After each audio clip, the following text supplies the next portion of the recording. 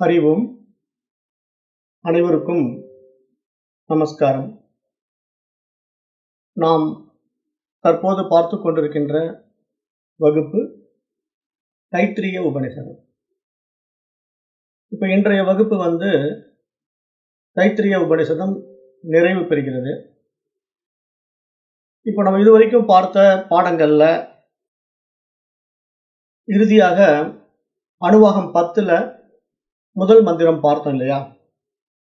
அதுல இந்த உணவை எல்லோருக்கும் கொடுத்து வாழ வேண்டும், உணவை போற்ற வேண்டும் என்றெல்லாம் நாம் பார்த்தோம். அப்போ நாம என்ன புரிஞ்சுக்கிட்டோம்? இங்க எல்லாமே ஒரு உணவு சங்கிலி, உணவு சக்கரம் என்பதாக இந்த மந்திரம் நமக்கு சுட்டி காட்டியது. அப்போ இந்த வேத விஷயங்களை எல்லாம் நம்ம ரொம்ப ஆழ்ந்து ஆராய்ந்து பார்க்கும்போது நமக்கு ஒரு உண்மை புரிய வருது. என்ன வருது அப்படின்னா, இப்போ விதையிலிருந்து மரம் வந்ததா, மரத்திலிருந்து விதை வந்ததா அப்படின்னு ஒரு கேள்வி கேட்டா யாராலையும் பதில் சொல்ல முடியாது.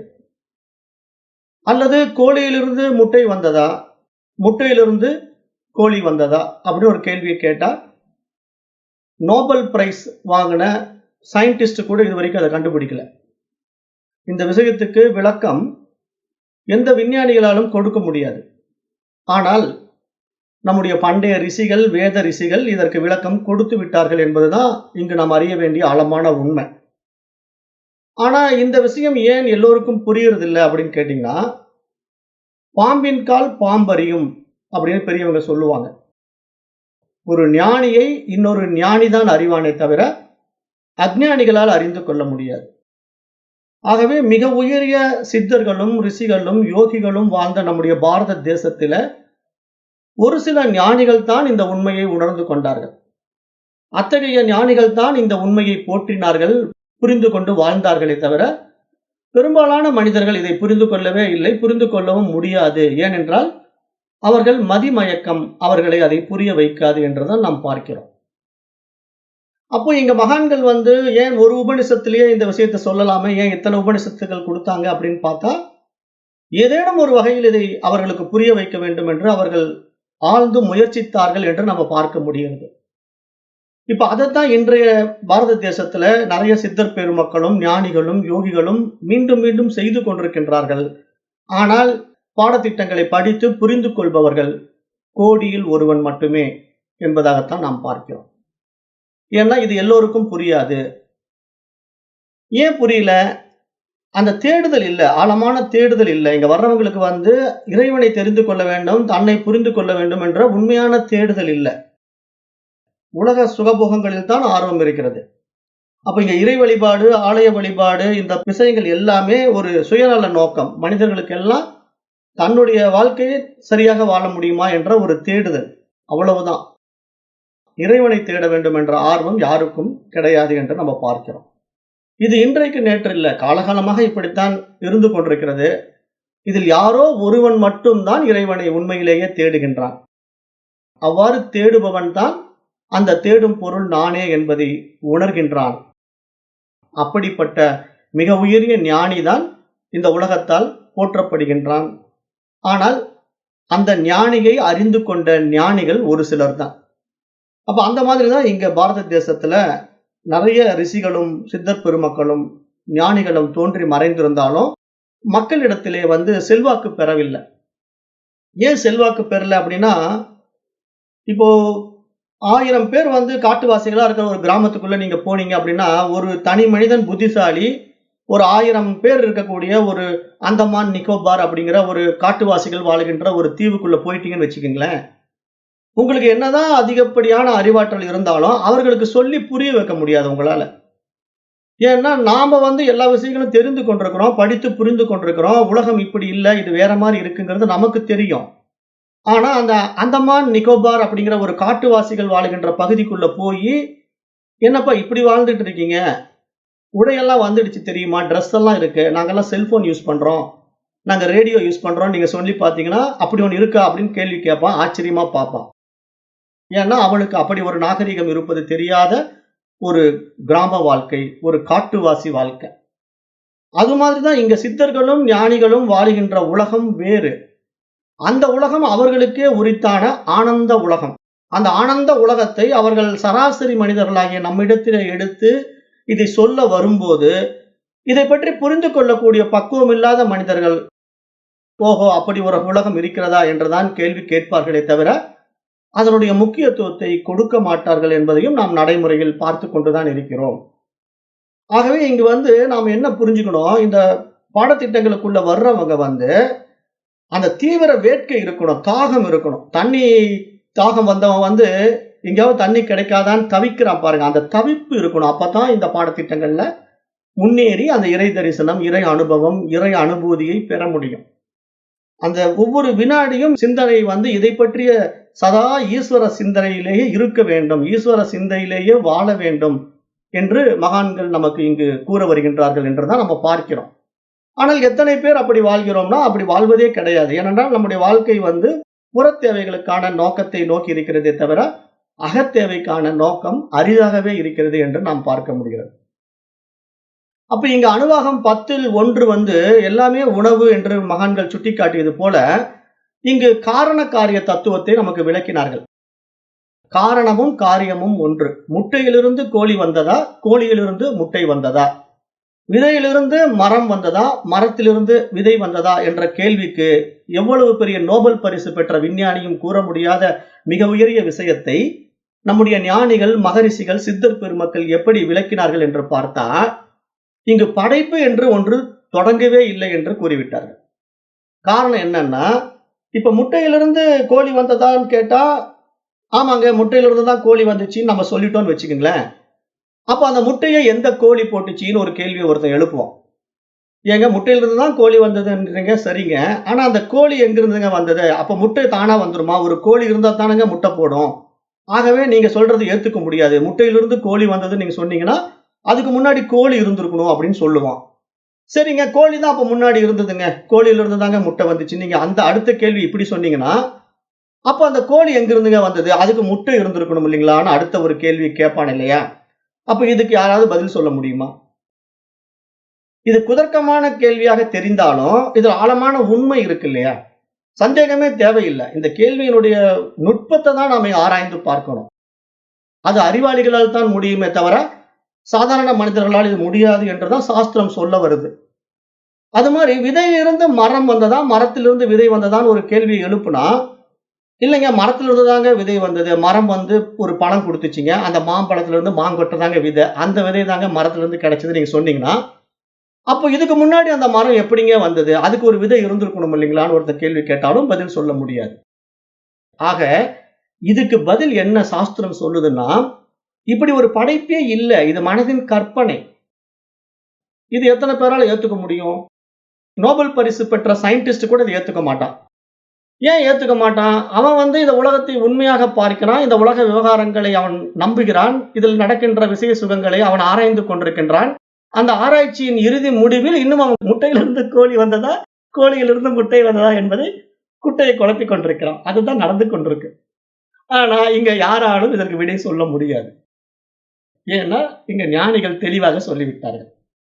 அப்ப நாம இங்க பாடத்திட்டத்துல என்ன புரிஞ்சுக்கணும்னா, இப்ப பரமன் ஒருத்தன் இருக்கிறான், இறைவன் ஒருத்தன் இருக்கிறான், அவன் தான் இந்த உலகத்தை படைத்தான். எப்படி படைத்தான்? அவனுடைய மனோவியாபகம், அவன் மனதினால் படைத்தான். அந்த மனதுல என்ன வேணா நீங்க படைச்சுக்கலாம். இந்த மனதுல படைக்கிறதுக்கு ஏதாவது லிமிடேஷன் இருக்கா? நீங்க புறத்துல என்னென்ன பாக்குறீங்களோ அத்தனையும் மனதுல படைக்க முடியும் இல்லையா? மனம் ஏதாவது இந்த மாதிரி ஒரு குறிப்பிட்ட பொருளை தான் நான் படைப்பேன், இதெல்லாம் எனக்கு பிடிக்காதுன்னு ஏதாவது அங்க இடத்துல சொல்லுமான்னா இல்லவே இல்லை. இந்த நனவு வாழ்க்கையில் படைக்க முடியாததை கூட கனவு வாழ்க்கையில் படைத்து காட்டும். அதுதான் எங்க சிறப்பு. ஏன்னா நனவு வாழ்க்கையில இப்ப நீங்க பறக்க முடியாம இருக்கலாம், ஆனா நீங்க கனவு வாழ்க்கையில பறக்கலாம், பறந்து போகலாம். அப்ப இதெல்லாம் எப்படி சாத்தியம்? அப்ப மனம் நினைத்தால் எதையும் சாத்தியமாக்கும். அதுதான் மனிதனுடைய அபரிமிதமான ஆற்றல். இந்த ஆற்றல் யாருடைய ஆற்றல்? பரமனின் ஆற்றல். அதுதான் இங்க சாஸ்திரம் சொல்ல வருது. இப்படி ஒரு பிரம்மாண்டம், இப்படி ஒரு அண்ட சராசரம், இந்த எல்லையற்ற பிரபஞ்சம் இறைவனின் ஆற்றல். அது எப்படிப்பட்ட ஆற்றலா இருக்கு? மனோ ஆற்றலாக இருக்கு. அந்த மனோ ஆற்றலின் வெளிப்பாட்டில் வெளிப்பட்ட இந்த பிரபஞ்சத்துல ஏகப்பட்ட விஷயங்கள் இருக்கலாம். ஆனால் இந்த விஷயத்தை காரியத்தில் யார் ஒருவன் அந்த காரணத்தை உணர்கிறானோ அவன்தான் அந்த காரியத்திலும் காரணத்துக்கும் வேறாக இல்லை. இரண்டும் ஒன்றே என்ற உண்மையை உணர்கின்றான் என்ற மிக ஒரு ஆழமான உண்மையை இங்கு சாஸ்திரம் சொல்ல வருது. ஏன்னா இப்ப நம்ம பார்க்கிற இந்த காரியங்கள், இந்த செயல் விளைவுகள், இந்த பிரபஞ்சம் என்ற அண்ட சராசரங்களை பார்த்து பிரமிக்கிறோம். ஆனா இந்த பிரம்மாண்டத்தை பார்த்து பிரமிக்கின்ற நம்மிடத்துல மகான்கள், ரிஷிகள், யோகிகள் எப்படி சுட்டி காட்டுறாங்க? இந்த அண்ட சராசரத்தை சயின்டிஸ்ட் மாதிரி நீ வெளியே தேடி ஒரு விஷயத்த சொன்னீங்கன்னா உடனே உனக்கு ஒரு நோபல் பரிசு கொடுப்பான்ப்பா. ஆனா அந்த நோபல் பரிசை வாங்கிட்டு நீ பெருமை அடிச்சுக்கலாமே தவிர அடுத்த சயின்டிஸ்ட் வந்து அதை ஃபால்ஸ் சொல்லிடுவான். ஏன்னா அதுக்கப்புறம் இன்னொரு விஷயம் இருக்குன்னு சொல்லி கண்டுபிடிப்பானுங்க. இப்படிதான் நீங்க இயற்பியல் தியரி எல்லாம் பாத்தீங்கன்னா இன்றைக்கு வரைக்கும் ஆராய்ச்சியில தான் இருக்க தவிர யாரும் அறுதி உண்மையை கூறவே இல்லை. அப்ப அறுதி உண்மையை யார் கூறுகின்றார்கள் அப்படின்னு பார்த்தா அது முற்றும் துறந்த மகான்கள், ஞானிகள், ரிஷிகள் தான் கூறினார்கள். அவர்கள் என்ன சொல்றாங்கன்னா, இந்த உலகம் என்பது பரமனின் படைப்பு, அவனுடைய மனோவியாபகம். அது எப்படி நிரூபிக்கப்படுதுன்னு நமக்கு நிரூபிச்சு காட்டுறாங்க. நீ வந்து அந்த மனோவியாபகத்துக்கு வேறாக இல்ல. அந்த மனதின் ஒரு அங்கம் தான், அந்த பரமனின் ஆற்றலின் ஒரு பகுதி தான் நீயும் என்பதினாலே, உன்னிடத்திலேயே அந்த 3 நிகழ்வுகள் நடக்கிறத நீ அனுபவப்படுறியா இல்லையான்னு நம்மள திருப்பி ஒரு கேள்வி கேட்கிறாங்க. அப்ப நாம ஆராய்ந்து பார்க்கும்போது, இப்ப இந்த நனவு உலகம், கனவு உலகம், ஆழ் உறக்க உலகம் என்ற 3 உலகங்கள் நமக்கு அனுபவம் ஆகுது. அப்படி அனுபவம் ஆகும்போது, நாம் இந்த நனவு உலகத்தில் இருக்கின்ற வாழ்க்கையை விட்டுவிட்டு தான் கனவு உலகத்தை அனுபவித்துக் கொண்டிருக்கிறோம். கனவு உலக வாழ்க்கையை விட்டுவிட்டும், நனவு உலக வாழ்க்கையை விட்டுவிட்டும் தான் ஆழ்ந்த உறக்கத்தில் நம்ம ஒடுங்கி இருக்கிறோம். அப்ப இந்த ஆழ்ந்த உறக்கத்தில் நம்ம ஒடுங்கி இருக்கின்ற நிலைக்கு பேரு அவ்யக்தம் என்று சாஸ்திரம் விளக்குது. அவ்யக்தம்னா அதுதான் விதை, பீஜம், மூல விதை. இந்த உலகம் உண்டாவதற்கான மூல விதை அங்குதான் முடங்கி இருக்கிறது.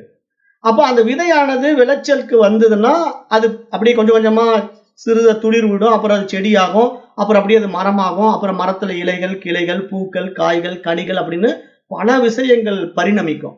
அப்ப அவ்வளவும் நம்ம பார்த்து பிரம்மாண்டமான அந்த மரத்தை பார்த்து நம்ம அசந்து போறோம். ஆனா அந்த பிரம்மாண்ட மரம் அந்த சிறிய விதைக்குள் ஒடுங்கி இருந்தது எப்படி அறிவியல் நிரூபணம் செய்தோ அல்லது நாம் அறிவால் அதை புரிந்து கொள்கிறோமோ, அது போல இங்கு சாஸ்திரம் என்ன சொல்லுது? உன்னுடைய மனதில் ஒடுங்கி இருந்த இந்த உலகம் உன்னுடைய விருப்பத்தின் காரணமாக விரிவாகிறது என்று இங்கு விளக்கம் கொடுக்குது. அப்ப இந்த மாதிரி ஒரு மிக உயரிய விஷயத்தை விவேகத்தினால விசாரித்து புரிந்து கொண்டவர்கள் தான் ஞானிகள். அப்ப அந்த ஞானிகள் யாரா இருப்பாங்க? கோடியில் ஒருவன் தான் அதை புரிந்து கொள்ள முடியும். அதுதான் நான் சொல்றேன். அந்தமான் நிக்கோபார்ங்கிற காட்டுவாசிகள் வாழுகின்ற பகுதிகளில் நீங்க போய் நீங்க இவ்வளவு சயின்டிஸ்ட்ல டெவலப் ஆகிருக்கிறேன், நான் செல்போன் வச்சிருக்கிறேன், நான் ரேடியோ வச்சிருக்கிறேன், நான் எல்லாமே அனுபவிச்சுட்டு இருக்கேன், நீங்க என்னங்க இன்னும் காட்டுவாசியில ட்ரெஸ் கூட போடாம இருக்கிறீங்க அப்படின்னு நீங்க சொன்னீங்கன்னா அவங்களுக்கு அது தெரியாது. அதை அவங்களுக்கு புரிந்து கொள்ள முடியாது. அவர்கள் அதை ஏற்றுக்கொள்ள மாட்டார்கள். அப்படிப்பட்ட உலகம் அவர்களுக்கு பிரமிக்கத்தக்கதாக, ஆச்சரியப்படத்தக்கதாகத்தான் இருக்குமே தவிர அவர்கள் மனம் அதை ஒப்புக்கொள்ளாது. அப்போ அவங்களுடைய மனதை நீங்க வந்து பக்குவப்படுத்தணும், இந்த மாதிரி ஒரு விஞ்ஞான உலகம் வளர்ச்சி அடைஞ்சு இருக்குது அப்படிங்கறத நீங்க அவங்களுக்கு காட்டி கொடுக்கணும் அப்படின்னா அந்த காட்டுவாசியில ஒருத்தனை கூட்டு வந்து நீங்க டீச் பண்ணணும். அந்த காட்டுவாசி எல்லாம் உடனே மாற மாட்டான். ஒருத்தனை கூட்டு வந்து அவனுக்கு டீச் பண்ணி ட்ரைனிங் கொடுத்து, பாருப்பா இப்படி ஒரு உலகம் இருக்குன்ட்டு அவனை அங்கிருந்து பயணப்படுத்தி இந்த பரந்த உலகத்துல கொண்டு வந்து நீங்க காட்டுனீங்கன்னா தான் அவன், ஓ இப்படியெல்லாம் ஒரு நாடு இருக்கா, ஓ இப்படியெல்லாம் ட்ரெஸ் போட்டுட்டு ஜனங்க போறாங்களா, அதுல விதவிதமான ட்ரெஸ்ஸா, அப்புறம் அதுல விதவிதமான அலங்காரங்கள் வேற செய்யறாங்களே, அப்புறம் என்னென்னமோ பொருள் எல்லாம் கையில வச்சுட்டு இருக்காங்கன்னு ஆச்சரியமா பார்ப்பான். அப்ப இதெல்லாம் அவனுக்கு பார்க்க பார்க்க என்ன ஆகும்? ஒரு அனுபவம் வரும் இல்லையா? அந்த அனுபவம் தான் அவனுக்கு அந்த அறிவை கொடுக்குது இல்லையா? அது மாதிரி தான் இங்க ஞானிகள் தான் அறிந்து கொண்ட இந்த மிக உயரிய அத்தியாத்ம யோகத்தை, இந்த ஞானத்தை அவர்களுடைய புரிதலில், அவர்களுடைய அறிதலில் நம்மை போன்ற சராசரி மனிதர்களுக்கு விளக்க முயற்சிக்கின்றார்கள். அப்ப இந்த விளக்கத்தை நாம் உணர்ந்து கொள்ள வேண்டுமானால் இதற்கான ஒரு தீவிர நாட்டமும் ஒரு விவேகமும் நம்மிடத்தில் பிறக்க வேண்டும். அப்பொழுதுதான் இதை நாம் அறிந்து அதை தேர்ச்சி பெற முடியும், அதில் நாம் அனுபவமாக்க முடியும். அப்ப இறை அனுபூதி என்பது இங்கு எப்படி இருக்கு? அத்தியாத்ம யோகத்தை, ஆத்ம ஞானத்தை அடைந்தவனுக்கு இங்கு இருப்பதெல்லாம் இறைவனே என்று புரிந்துவிட்டால் இங்கு நடக்கின்ற அத்தனை அனுபவங்களும் நல்லதாக இருக்கட்டும், கெட்டதாக இருக்கட்டும், அதெல்லாம் ஈஸ்வர நீதிக்குள்ளே இருக்கின்றது என்ற புரிதலின் காரணமாக அதையெல்லாம் இறை அனுபவம், இறை அனுபூதி என்பதாகத்தான் பார்ப்பான். யாரு? ஞானி. ஆனா அஞ்ஞானி அப்படி இறை அனுபவத்தை பார்க்க மாட்டான். அவன் எப்படி பார்ப்பான்? இது வேறு அது வேறு என்ற பேதமை புத்தி கொண்டவனாய் இருக்கிறதுனால அவனுக்கு நல்லது வந்தா ஆஹா அருமை சூப்பர்பான், கெட்டது வந்தா இது எனக்கு ஆகாது, எனக்கு தேவையில்லை என்று வெறுப்பான். ஆக விருப்பு வெறுப்பு என்ற இருமைகளில் இருக்கின்ற ஒருவன் என்றென்றும் இறைவனை அனுபவமாக அனுபூதியில் அடைய முடியாது. அவர்கள் இறைவனை வெளியே தேடிக்கொண்டே இருப்பார்களே தவிர ஒரு நாளும் இறை அனுபூதி, இறை அனுபவம் பெற முடியாது என்பதை இங்கு மகரிஷிகளும் மகான்களும் நமக்கு விளக்க வருவதை பார்க்கிறோம். அப்ப இந்த தைத்திரிய உபநிஷத்தினுடைய 10வது அணுவாகத்துல 2வது மந்திரம் என்ன சொல்ல வருதுன்னா, ஈஸ்வர நிஷ்டையில் வாழ வேண்டும் என்று நமக்கு சொல்ல வருது. அந்த மந்திரம் என்ன அப்படின்னா, க்ஷேம இதி வாசி யோக க்ஷேம இதி பிராணா பானயோகோ கர்மேதி அஸ்தயோகோ கதிரிதி பாதயோகோ விமுத்திரிதி பாயவ் இதி மானுஷீகி சமாஜ்னாகா. 10வது அணுவாகத்தில் 2வது மந்திரம். இந்த மந்திரம் என்ன சொல்லுதுன்னா, ஈஸ்வர சிந்தையுடன் நாம் வாழ வேண்டும். அதற்கான மிக முக்கியமான விஷயங்களை இங்கு சுட்டிக்காட்டுது. நம்முடைய பேச்சிலே வாக்கிலே நன்மையாகவும், பிராணன் மற்றும் அபானனில் மங்களமாகவும், கைகளில் செயலாகவும், கால்களில் நடையாகவும், குதம் குய்யத்தில் வெளியேற்றுதலாகவும் இறைவன் செயல்படுகின்றார் என்ற ஒரு ஆழமான விஷயத்தை இங்கு நமக்கு சுட்டிக்காட்டுது. அப்ப இங்கு இறைவன் என்பவன் எப்படி செயல்பட்டுக் கொண்டிருக்கின்றான்? இறைவன் எங்கும் வியாபித்திருக்கிறான், எதிலும் நிறைந்திருக்கின்றான், அவன் எல்லாவற்றிலும் இந்த உலகத்தை இயக்கிக் கொண்டிருக்கின்றான். எல்லாம் அவனுடைய மனோவியாபகம். ஆனா இந்த மனோவியாபகத்துல எல்லா இயக்கமும் நடந்துகிட்டு இருக்கு. அதை நம்ம தனிநபர் சிந்தனையில, இப்ப நான் என்ற அபிமானத்துல நான் என்னுடைய வாழ்க்கையை பார்த்தேன் அப்படின்னா, இப்ப என்னுடைய வாழ்க்கையில எல்லா விஷயமும் நடந்துகிட்டு இருக்கேன். நான் பேசுறேன், நான் மூச்சை இழுத்து விட்டுக்கிட்டு இருக்கிறேன், இதெல்லாம் என்னுடைய செயல் தானே, நான் செயல் செய்து கொண்டிருக்கிறேன், நான் சுவாசிக்கிறேன், பேசிக்கிட்டுறேன். இந்த நன்மை தரும் செயல்கள் மட்டுமா என்னிடத்துல இருக்குது அப்படின்னா, இன்னும் 2 விஷயங்கள் இருக்குது. நான் உணவை உண்பது போல மலஜல கழிவுகளை எல்லாம் வெளியேற்றுகின்றேன். நான் உணவு உண்கின்றேன், உண்ட உணவை கழிவாக மலமாக வெளியேற்றுகின்றேன், சிறுநீராக வெளியேற்றுகின்றேன். அப்ப நீங்க கவனிச்சு பாத்தீங்கன்னா 4 ஜான்னு சொல்லலாம். 4 ஜான் வித்தியாசம் வாயுக்கும் அந்த மலக்குடலுக்கும் நம்முடைய வாய்க்கும் நம்ம உடம்புல 4 ஜான், நம்ம கையில ஜான் வச்சு அளந்தீங்கன்னா ஒரு 4 ஜான் இருக்கும். இந்த 4 ஜான்குள்ள எவ்வளவு ப்ராசஸ் நடக்குது. நம்ம இங்க மேல வாய்க்குள்ள போடும்போது லட்டா போகுது, வாய்க்குள்ள போகும்போது சாப்பாடு, சாம்பார், ரசம், மோர் குழம்பு, புளிக்குழம்பு, விதவிதமான சுவையான உணவுகள் எல்லாம் நம்ம வாய்க்குள்ள உள்ள தள்ளுறோம். அது கேப் பாத்தீங்கன்னா ஒரு 4 ஜான்ல அப்படியே மலமா மாறுது, சிறுநீரா மாறுது. அப்ப இந்த 4 ஜான்குள்ள எவ்வளவு மாற்றங்கள் நடக்குது இந்த உடம்புக்குள்ள. உள்ள தள்ளுன அந்த சாப்பாடு, சாம்பாரு, புளிக்குழம்பு, மோர் குழம்பு, பஜ்ஜி, போண்டா, லட்டு, என்ன ஐட்டம் உள்ள தள்ளணுமோ அத்தனையும் ரத்தமா மாறுது, எலும்பா மாறுது, மஜ்ஜையா மாறுது, சதைகளா மாறுது, அப்புறம் மலமா மாறுது, சிறுநீரா மாறுது. அப்ப எவ்வளவு ப்ராசஸும் இந்த உடம்புக்குள்ள நடந்து ஒரு இயக்கம் நடைபெற்று கொண்டிருக்கிறது அப்படின்னா, இதுக்கு எவ்வளவு பெரிய ஒரு சயின்டிஸ்ட் இருக்கணும், எப்படிப்பட்ட ஒரு நிர்வாக திறன் இருக்கணும். அப்ப இந்த நிர்வாக திறனை புறத்துல நோபல் பரிசு பெற்ற ஒரு சயின்டிஸ்ட் இதை செஞ்சிட முடியுமா? நோபல் பரிசெல்லாம் நாம தானே பெருமைக்கு கொடுத்துக்கிறோம். ஆனா அந்த நோபல் பரிசு வாங்கிட்டாரு, உலகத்திலேயே அவர் மிகப்பெரிய ஒரு அறிவாளி. அப்ப அவர் இந்த சாப்பாட்டை எப்படி மலமாக மாற்றுவது அப்படிங்கிறத, சாப்பாட்டை எப்படி சிறுநீராக மாற்றுவது, நாம் சாப்பிட்ட சாப்பாடை எப்படி ரத்தமாக மாற்றுவது அப்படிங்கிறதுக்கு ஒரு அறிவியல் கோட்பாடை கொடுத்துட்டாரான்னா எங்க கொடுத்தாரு? இன்றைய நூற்றாண்டு வரைக்கும் எந்த விஞ்ஞானியும் கொடுக்கல. அதனால நம்ம பெருமைக்கு வேணா நோபல் பரிசு கொடுத்த விஞ்ஞானி அவர் அப்படிப்பட்டவர், ஸ்டீவன் ஹாக்கின்ஸ், அவரு இவருன்னு பல பேர்ல நம்ம சொல்லிக்கலாமே தவிர, எந்த விஞ்ஞானிகளும் இந்த இறைத்தன்மையை உணரவே இல்லை, இறைத்தன்மையினுடைய உண்மையை கண்டுபிடிக்கவே இல்லை. அப்ப இறைத்தன்மையினுடைய உண்மையை யார் கண்டுபிடித்தார்கள் என்றால், தன்னுள் உணர்ந்து கொண்ட உத்தம ஞானிகள், மகரிஷிகள், மகான்கள் கண்டுபிடித்து என்ன சொல்றாங்க அப்படின்னா, இத்தனை ஸ்ட்ரக்சரும், இந்த படைப்பினுடைய இத்தனை அம்சங்களும், நியதி மாறாத ரித்தமும் எப்படி அவ்வளவு நியதிக்குள்ள இயங்கிட்டு இருக்குன்னா, அது இறைவனுடைய அவ்வளவு அபரிமிதமான ஆற்றல், அவனுடைய படைப்பின் பெருமை என்று சொல்லுது. அப்ப அப்படிப்பட்ட பெருமையில அவன் கனவு கண்டு கொண்டிருக்கிறான். அந்த கனவை அவன் எப்படி காண்றான்? அதுல ஒரு சிஸ்டமேட்டிக் வச்சிருக்கான். எப்படி வேணா கனவு காணக்கூடாது, இப்படித்தான் கனவு காண வேண்டும், நான் விருப்பப்படுற மாதிரி கனவு காண வேண்டும் என்று கூட அவன் விரும்புகின்றான். அந்த விருப்பத்தின் அடிப்படையில் இந்த உலகம் விரிந்து கொண்டிருக்கிறது என்று நம்ம பார்க்கிறோம். அப்ப நம்முடைய நடைமுறை வாழ்க்கையில இப்ப நம்ம அனுபவிக்கின்ற இந்த விஷயங்கள் எல்லாம் நமக்கு ஒரு ஆச்சரியத்தை கொடுத்தாலும், இறைவனை பொறுத்த வரைக்கும் இதெல்லாம் உண்மை கிடையாது. ஏன்னா இதெல்லாம் அவனுடைய மனோ கற்பனை, மனோ வியாபகம்.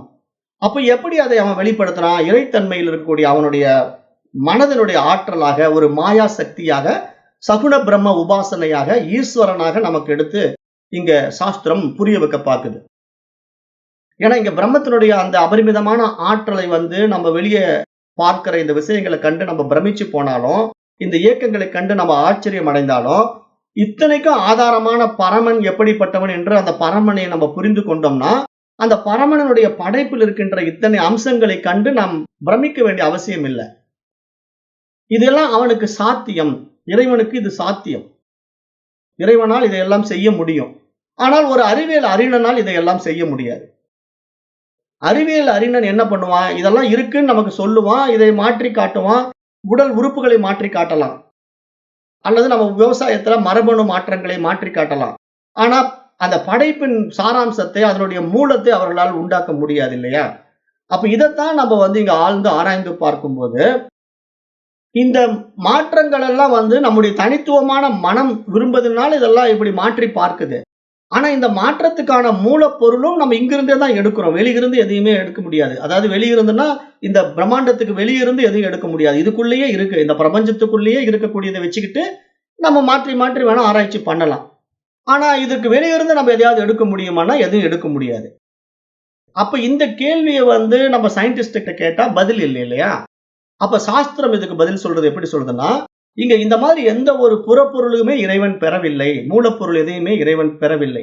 ஏனென்றால் இங்கு மாயையாகவும், சகுன பிரம்மமாகவும், ஈஸ்வரனாகவும் நாம் பார்க்கின்ற இந்த பிரபஞ்சம் என்பது இறைவனுடைய மனோவியாபக வெளிப்பாடு. அவனுடைய கற்பனா சக்தியின் கனவு வாழ்க்கை என்றுதான் இங்கு சாஸ்திரம் சுட்டிக்காட்டுவதனால, இங்கு நமக்கு என்ன தெரியணும்? நாம் இந்த மாதிரி பாடத்திட்டத்துல பரிணமித்து வரும்போது, அஞ்ஞானத்தினால நாம பரிணாம வளர்ச்சியில தாவரத்துல தொடங்கி 6 அறிவு படைத்த மனிதனாக நம்ம உயர் பரிமாண நிலைக்கு உயர்ந்து வந்திருப்பது கூட இறைவனுடைய படைப்பின் ஒரு பரிணாம வளர்ச்சி தான் இது. ஏன்னா அவனுடைய கனவுல இவ்வளவு சந்தர்ப்பங்கள் கொடுத்துக்கிட்டே இருக்கிறான். தன்னுடைய கனவை விரிவுபடுத்திக் கொண்டே இருக்கிறான். இந்த பிரம்மாண்டத்தை விரித்து கொண்டே இருக்கிறான். அப்ப அந்த விரிவுல அவனை அனுபவமாக்க ஒரு ஆனந்தத்தை அடைவதற்காக உண்டாக்கப்பட்ட இந்த பிரபஞ்சத்துக்குள்ள மனித அறிவுக்குள்ள தன்னை அனுபவமாக்குகின்ற இந்த லீலா வினோதத்தை தான், இந்த பிரம்மாண்டத்தை தான் இங்க ஈஸ்வரன், இறைவன், பரமன், சகுன பிரம்மம் என்றெல்லாம் நம்ம உபாசனை செய்கிறோம். அப்ப இந்த உபாசனையினுடைய புரிதல் நமக்கு சரியாக புரிந்து கொள்ளப்பட்டா இங்க என்ன புரிஞ்சுக்கலாம்? இப்படிப்பட்ட உலகம் உண்மையில் கிடையாது. இந்த உலகம் என்பது மித்யா, ஜகத் மித்யா, பிரம்மம் சத்தியம் என்ற வேதத்தினுடைய மகா வாக்கிய உபதேசம் நமக்கு நிரூபணம் செய்யப்படும். அப்ப நிரூபணம் செய்யப்படும் போது பரமனுடைய பவித்திரமான இந்த உலகத்துல இங்க ஒன்றும் நாம் செய்வதற்கு இல்லை. இதை புரிந்து கொண்டு நாம் நம்முடைய பயணப்பாதையை முடிப்பதுதான் நாம் செய்ய வேண்டிய இலக்கு என்பதாகத்தான் இங்கு சாஸ்திரம் சொல்ல வருகின்ற சாரம். அதைத்தான் இங்க மகான்கள் பல உபனிஷதங்கள் மூலமா நமக்கு புரிய வைக்க முயற்சிகளை மேற்கொள்கிறார்கள். அதனாலதான் நாமளும் பாடங்கள் மாத்தி மாத்தி உங்களுக்கு புரிய வைக்க முயற்சிகளை மேற்கொள்கிறோம். அப்ப இதனுடைய முக்கியத்துவம் நம்ம இடத்துல தான் இருக்கணுமே தவிர கற்றுக் கொடுப்பவர்களிடத்துல அந்த அக்கறை இருக்காது.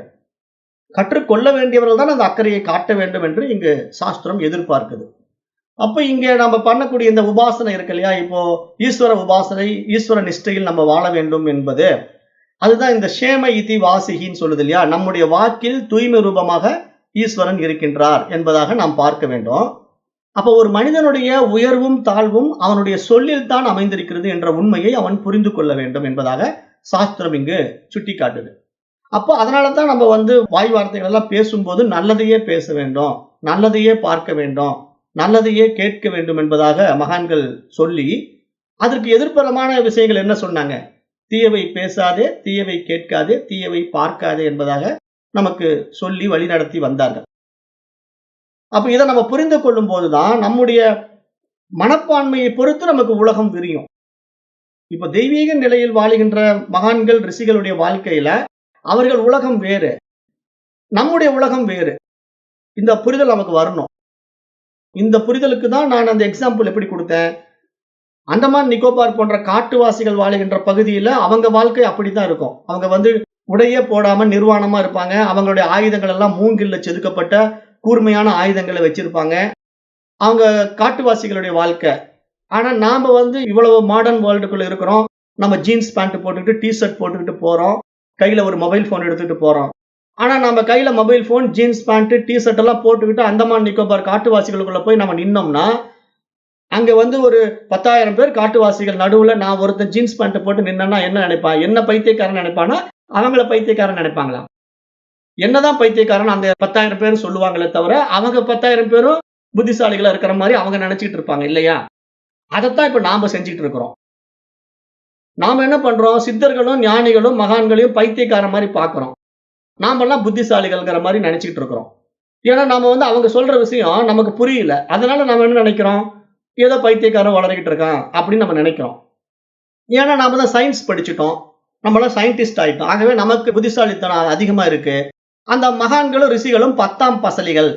பண்டைய காலத்தில் வாழ்ந்தவர்கள், நாகரிகம் இல்லாதவர்கள் என்று நாம் மகான்களையும், ஞானிகளையும் பார்க்கிறோம். இது தவறான புரிதல். ஏன்னா நமக்கு அந்த பார்வை தவறா இருக்கிறதுனால தான், இந்த சமுதாயம் வந்து எத்தனையோ கோடியில் ஒருவனைத் தான் ஞானியா பாக்குது. அதனால தான் பாம்பின் கால் பாம்பறியும், ஞானியை ஞானி மட்டுமே அறிவான். இந்த ரிஷிகளை ரிஷிகள் மட்டுமே புரிந்து கொள்வார்கள். இப்ப இந்த தைத்திரிய உபனிஷத்து, கடோ உபனிஷத்து, மாண்டூக்கிய உபனிஷத்தெல்லாம் படிக்கின்ற ஒரு ரிஷி அவ்வளவு பூரிப்படைவார். ஏன்னா அவர் இவ்வளவு பிரம்மாண்ட விஷயத்த தான் உணர்ந்த அந்த ஆனந்தத்தை அந்த ரிஷி உணர்ந்து சொல்கிறாரே அப்படிங்கிற அந்த 2 பேருடைய அந்த மேட்சிங் இருக்கு பாருங்க. 2 பேரும் சேர்ற அந்த உணர்வு பூர்வமான ஆனந்தம் இருக்கு பாருங்க. அது எத்தனை கோடி ரூபாய் கொடுத்தாலும் பர்ச்சேஸ் பண்ண முடியாது. அப்ப இங்க ஞானியின் கால் ஞானி அறிவான்ங்கிறது அப்படித்தான். அதாவது அந்த புரிதல் வந்துட்டா அங்க ஆனந்தம் வந்துடும். புரிதல் வரலன்னா அந்த ஆனந்தம் எங்கோ இருக்குதுங்கிற மாதிரி இந்த மனசு தேடும். ஏன்னா இந்த மனசு வந்து வேற வேற விஷயங்களை தானே உண்மை என்று நம்பிக்கிட்டு இருக்கு. அதுதானே அது ஆனந்தம் என்று நினைக்கிறது. ஆகவே அதுல போய் சிக்கி சின்ன பின்னம் ஆயிட்டு இருக்கு. அப்ப இங்க நம்ம ஈஸ்வர நியதி, காரண, காரிய தத்துவம் எல்லாம் நம்ம ஆழ்ந்து ஆராய்ந்து பார்த்தா, இங்கு காரணமும் காரியமும் ஒன்றேதான். இறைவன் இருப்பதினால உலகம் இயங்குது. உலகம் இயங்குவதனால இறைவன் அதை விரும்பி அனுபவித்துக் கொண்டிருக்கிறான். இதை நம்ம எப்படி புரிஞ்சுக்கலாம்? இப்ப நான் இருக்கிறேன் அப்படின்னா, இப்ப நீங்க எல்லாத்தையும் விட்டுருங்க. நான் இருக்கிறேன். இப்ப நான் வந்து அப்படியே செயல்படாம இருந்தேன்னா எனக்கு என்ன பேரு? சடம்னு பேரு. சடலம், ஜடம் என்று பெயர். அப்ப நான் வந்து செயல்பட ஆரம்பிக்கணும். சமமா இல்லாம சிவமா இருக்கணும். அப்ப சிவம்ங்கிற தன்மைக்குள்ள நான் வந்துட்டேன் அப்படின்னா, எனக்கு என்ன ஆரம்பிச்சிடும்? சிவம்ங்கிறது வந்து ஒரு உணர்வு பொருள், ஒரு உயிர் பொருள். அப்ப அந்த உயிர் பொருள், உணர்வு பொருள்களுக்கு எல்லாமே அனுபவத்துக்கு தேவைப்படும். அதனாலதான் இறைத்தன்மை என்ன பண்ணுதுன்னா, இந்த பிரபஞ்சம் என்ற ஒரு விஷயத்த தன்னுடைய மனோவியாபகத்துல படைச்சு, அதை அனுபவமாக்கி கொண்டிருக்கு. அதில் சம்பந்தப்படாமல் அனுபவமாக்கி கொண்டிருக்கு. அதை நம்ம புரிஞ்சுக்கணும். அந்த சம்பந்தப்படாமல் ஏன் அனுபவமாக்கி கொண்டிருக்குது? இப்ப நான் வந்து கனவு காணும்போது, நான் வந்து என்னுடைய வீட்ல பெட்ல படுத்துட்டு இருக்கிறேன். நான் தூங்கிட்டு தான் இருக்கிறேன். ஆனா கனவு உலகத்துல நான் வந்து லட்டு சாப்பிட்டுட்டு இருப்பேன். நான் வந்து ஃப்ரெண்ட்ஸோட பேசிட்டு இருப்பேன். புலி துரத்தும் போது ஓடிக்கிட்டு இருப்பேன். ஆனா எந்த ஒரு இயக்கமும் நான் தூங்கிட்டு இருக்கிற பெட்ல தூங்கிட்டு இருக்கிற என்கிட்ட நடக்கவே இல்ல. நான் ரிலாக்ஸா படுத்துக்கிட்டு இருக்கிறேன் பெட்ல. ஆனா அந்த செயல்கள் பூரா எது செஞ்சுட்டு இருக்கு? என்னுடைய மனசு அங்க விளையாடிட்டு இருக்கு. என்னுடைய மனசு வந்து கனவு உலகத்துல புலி துரத்தத கண்டு பயந்து ஓடுது, லட்ட விரும்பி சாப்பிட்டுட்டு இருக்குது, ஃப்ரெண்ட்ஸோட பேசிட்டு இருக்கு. அப்ப இத்தனை லீலைகளும் என்னுடைய மனசு தான் புரிஞ்சுகிட்டு இருக்கு. ஆனா என்னுடைய உடலானது செயல்படாம படுத்துக்கிட்டு இருக்கு பெட்லங்கிறது நமக்கு புரியுது இல்லையா? இதுதான் இறைநிலை. இறைநிலை எப்படின்னா, இறைவன் இறைவனாக இருக்கின்றான். அவனுக்கு உடலும் கிடையாது, எதுவுமே இல்ல. அவன் நிர்குண ஸ்வரூபம். அவனுடைய மனோ வியாபகத்துல இந்த உலகம் படைக்கப்பட்டு, இந்த உலகம் அனுபவமாக்கப்பட்டு கொண்டிருக்கு. அந்த அனுபவங்கள் அந்த மனதின் அனுபவங்கள் தான். அந்த பிரபஞ்ச மனதின் அனுபவங்கள். அது தனி மனித அனுபவம் கிடையாது. ஈஸ்வர நியதிக்குள்ள அந்த அனுபவம் நடந்துகிட்டு இருக்கு. அப்ப நான் கனவு காணும்போது என்னுடைய கனவு வாழ்க்கையில நான் அடைகின்ற அனுபவங்கள் யாருடைய அனுபவம்? தூங்கிக் கொண்டிருக்கிற என்னுடைய மனதின் அனுபவம். ஆனா அது என் மனதுக்கு தான் நடக்குது. எனக்கு இல்ல. என்னுடைய மனம் அந்த ஆசைகளை விரும்பி அங்க கனவு காண்ற இடத்துல வந்து ஒரு லட்ட சாப்பிட்டுட்டு இருக்கு. ஒரு நண்பனோட பேசிட்டு இருக்குங்கிறது எப்படி நான் புரிஞ்சுக்கிறேனோ, அது மாதிரி இறைவனுடைய கனவு வியாபகத்துல இந்த உலகம் படைக்கப்பட்டு, அனுபவிக்கப்பட்டு, ஆனந்தம் அடையப்பட்டு கொண்டிருக்கிறது நமக்கு புரிஞ்சிட்டா, இங்க நாம என்ன செய்வோம்? இந்த ஞான நிலையில உயர்ந்ததனால, நம்முடைய தனித்துவத்தை இழப்போம். அதுதான் ஞானிகளுடைய நிலைப்பாடு. ஞானிகளும், மகான்களும், மகரிஷிகளும் நான் அப்படிங்கிற ஈகோவ அந்த வினாடியே விட்டு விடுவார்கள். ஏன்னா இங்க நான்கிற ஒருத்தன் இல்ல. இறைவன் இருந்து இந்த லீலைகளை புரிந்து கொண்டிருக்கிறான். அவனுடைய மனோ வியாபகத்திலே இந்த உலகம் விரிந்து கொண்டிருக்கு. அப்ப இந்த விளையாட்டுல நான் ஒரு அங்கம் அவ்வளவுதானே. அப்ப நான் என்ன இங்க சாதிக்க போறேன்? நான் என்ன இங்க செய்ய போறேன்? எல்லாம் அவன் விளையாடிட்டு இருக்கிறான் அப்படின்னு புரிஞ்சு போச்சுன்னா, மறு வினாடி தன்னுடைய தனித்துவத்தை இழந்து விட்டவன் ஞானி, யோகி, ரிஷி. அது புரியாம வாழ்ந்து கொண்டிருக்கிறவன் அஞ்ஞானி அப்படின்னு சாஸ்திரம் சொல்லுது. அப்ப இது யாரெல்லாம் புரிஞ்சுக்கிறாங்களோ அவங்க இந்த பாடத்திட்டத்துல வெற்றி அடைகிறார்கள். அவர்கள் கோடியில் ஒருவன். ஏன் கோடியில் ஒருவன்? இப்ப அந்தமான் நிக்கோபார் காட்டுக்குள்ள நான் போன உடனே அங்க 10,000 காட்டுவாசிகள் இருக்காங்க. நான் ஜீன்ஸ் பேண்ட் போட்டு கையில மொபைல் போன் வச்சுக்கிட்டு அங்க போய் நிக்கிறேன். அந்த 10,000 பேர் என்ன பார்த்து சிரிக்கிறான். பைத்தியக்காரன் ஏதோ பேண்ட் எல்லாம் போட்டு வந்திருக்கான் அப்படின்னு 10,000 பேர் என்ன பார்த்து சிரிக்கிறான். ஒருத்தன் மட்டும் யோசிக்கிறான். என்ன இவன் ட்ரெஸ் போட்டிருக்கான், டி-ஷர்ட் போட்டிருக்கான், கையில ஏதோ பொருள் எல்லாம் வச்சிருக்கான், என்னன்னு விசாரிப்போம் அப்படின்னு ஒருத்தருக்கு மட்டும் கொஞ்சம் அந்த 10,000 காட்டுவாசிகள்ல ஒருத்தனுக்கு கொஞ்சம் ஆர்வம் இருக்கு. அந்த ஆர்வத்தின் காரணமா அந்த 10,000 காட்டுவாசியில ஒருத்தன் வந்து என்கிட்ட பர்சனலா பக்கத்துல வந்து அது என்னங்க கொஞ்சம் எனக்கு சொல்லி கொடுங்களேன்னு கேட்கறான் பாருங்க.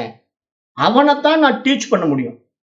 அந்த அந்தமான் நிக்கோபார் தீவுல இருக்கிற காட்டுவாசியில எவனுக்கு ஆர்வம் இருக்கோ 10,000 பேர்ல ஒருத்தன் என்னுடைய ட்ரெஸ்ஸை பார்த்து இவர் பேண்ட் எல்லாம் போட்டிருக்காரு, டி-ஷர்ட் எல்லாம் போட்டிருக்காரு, நான் வந்து அம்மனத்தோடு நின்றுட்டு இருக்கேன், எனக்கு ட்ரெஸ்ன்னா என்னன்னே தெரியாம இருந்த எனக்கு வந்து இப்படியெல்லாம் வாழ முடியுங்கிறத காட்டுறாரு. அப்ப இவரோட கொஞ்சம் நம்ம டச் பண்ணி பார்ப்போமேன்ட்டு தேடி வந்த என்னிடத்துல அவன் விசாரணை செய்யும் போது அவன் தான் விவேகத்தினால விழித்துக்கொள்ள விரும்புகிறான். அவனை தான் நான் என்ன பண்ணணும்? ஓகே, நீ வாப்பா, உனக்கு நான் உலகத்தை காட்டி கொடுக்குறேன், நீ சிட்டிக்குள்ள வா, உனக்கு நான் எப்படி மாடர்ன் வேர்ல்டு இருக்குன்னு காட்டுறேன், எவ்வளவு பெரிய வீடுகள், பங்களாக்கள், அங்க பிளைட் இருக்கு, ட்ரெயின் இருக்கு, பஸ் இருக்கு, இதெல்லாம் நீ பார்த்திருக்கியான்னு கேட்டா அவன் எல்லாம் பார்த்ததே இல்லைங்கிறான். அப்ப கிணத்து தவளை மாதிரி வாழ்ந்து கொண்டிருந்த ஒரு காட்டுவாசியை வந்து இந்த பரந்த உலகத்தை காட்டி கொடுக்கறதுனா எவ்வளவு பெரிய கஷ்டம். அது மாதிரிதான் இங்க வந்து இந்த அஞ்ஞான வாழ்க்கை வாழ்ந்து கொண்டிருக்கிற சராசரி மனிதர்களுக்கு இந்த சாஸ்திரத்தை புரிய வைப்பது மிக மிக கஷ்டம். அந்த கஷ்டம் வந்து அதை டீச் பண்றவங்களுக்கு தான் தெரியும். ஏன்னா சும்மா கேட்கறவங்களுக்கு அது புரியாது இல்லையா? டீச் பண்றவங்களுக்கு அது எவ்வளவு கஷ்டம் தெரியுமா? புரிய வைக்கணும். அப்ப புரிய வைக்கிறதுல புரிஞ்சுக்கிறதுக்கு அவங்களுக்கு ஒரு ஆர்வம் இருக்கணும் இல்லையா? ஆர்வம் இல்லாம ஏதோ பொழுதுபோக்கு வந்து போறவங்களுக்கு நாம இதை எப்படி சொல்லி புரிய வைக்க முடியும்? அதுவும் முடியாது. அப்ப அதனால இங்க சாஸ்திரம் என்ன சொல்லுதுன்னா, ஈஸ்வர உபாசனை இங்க எல்லாமே அந்த பரமனுடைய மனோவியாபகத்துல இந்த உலகம் இயங்கிக் கொண்டிருக்கு. இந்த இயக்கத்துல நான் ஒரு அங்கம், அவனுடைய கருவி என்று தன்னை தான் உணர்ந்து கொண்டவன் மறு வினாடி தன் தனித்துவத்தை இழந்து விடுகின்றான். அவனே ஞானி, அவனே யோகி என்பதாக இந்த மந்திரம் சுட்டிக்காட்டுகிறது. அடுத்தது 10-3 அணுவாகம். எல்லாம் இறைவனே. அத தைவீகி திருப்திதி விருஷ்டவ் பலமிதி வித்யுதி யச இதி பச்சுசக்சு ஜோதிரிசி நட்சத்திரேசு பிரஜாதி ரம்ருதம் ஆனந்த இத் யுபஸ்ததே சர்வமித் யாகாசே. இந்த மந்திரம் என்ன பொருள் சொல்லுதுன்னு பாத்தீங்கன்னா, ஈஸ்வர சிந்தையினுடைய அடுத்த நிலைப்பாட்டுக்கு வருது.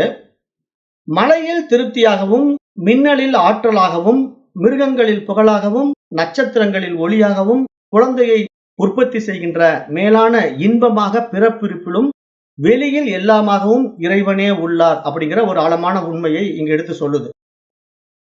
இங்க ஈஸ்வர நியதிக்குள்ள இங்க நடக்கின்ற அத்தனை இயக்கங்களும் ஈஸ்வர அனுபூதி, இறை அனுபூதி. இப்ப நாம என்ன நினைச்சிட்டு இருக்கிறோம்? இறைவன் எங்கேயோ இருக்கிறான், அவனை போய் நான் எங்கேயோ அவனை கண்டுபிடிச்சு அவனை அனுபவமாக்கணும்.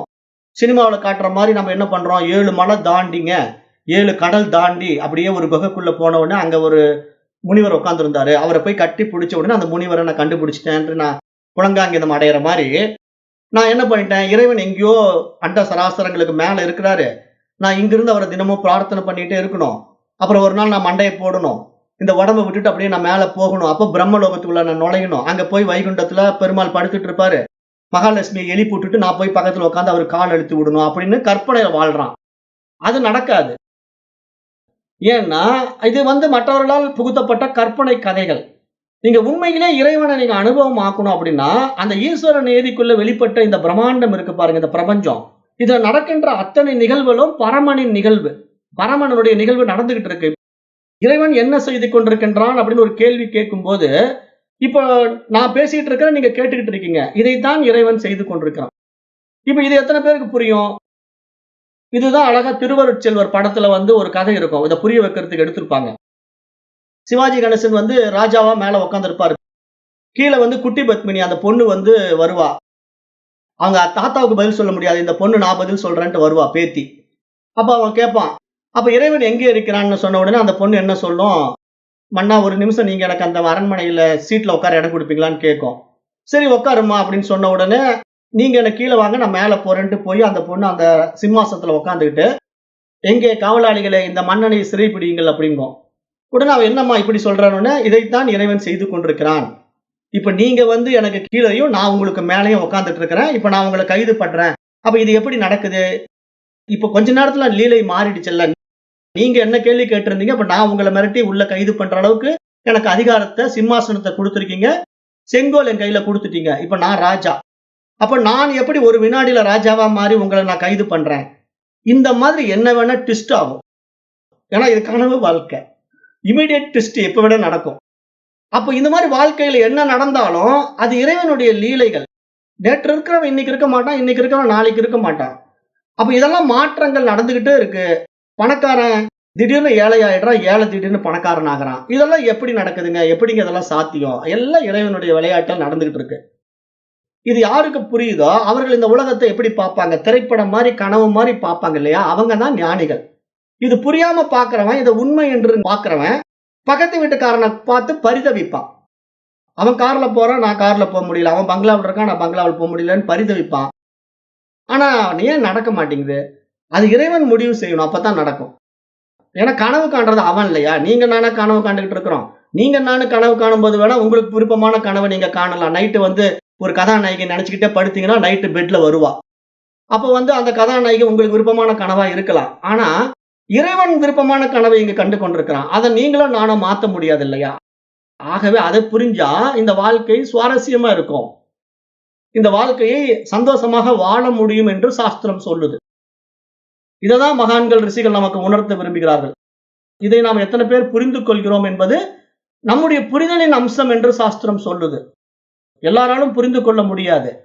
அதுதான் இங்க நம்ம கொஞ்சம் பகுத்தறிவு பரிமாணத்துல உயர்ந்து வந்ததுக்குடைய அடையாளம். ஆராய்ந்து பார்ப்பதனுடைய விவேகத்தினுடைய விழிப்புணர்வு. 10,000 பேர் இருக்கக்கூடிய காட்டுவாசிகள்ல ஒருத்தன் மட்டும் பர்சனலா இருக்கக்கூடிய அவனுடைய ஆர்வம். அது மாதிரி இங்கு தனி மனித ஆர்வம் தான் இந்த பரமனை காட்டிக் கொடுக்குமே தவிர, ஆட்டு மந்தைகள் மாதிரி வாழ்வது பரமனை காட்டிக் கொடுக்காது. ஏன்னா ஒருத்தன் போய் கோயிலுக்கு போறான், ஊரே கோயிலுக்கு போகுது. ஒருத்தன் உருளு தண்டனை போடுறான், ஊரே உருளுது. அதனால என்ன பலன்? அவன் என்ன அடைந்தான், நான் என்ன அடைந்தேன்?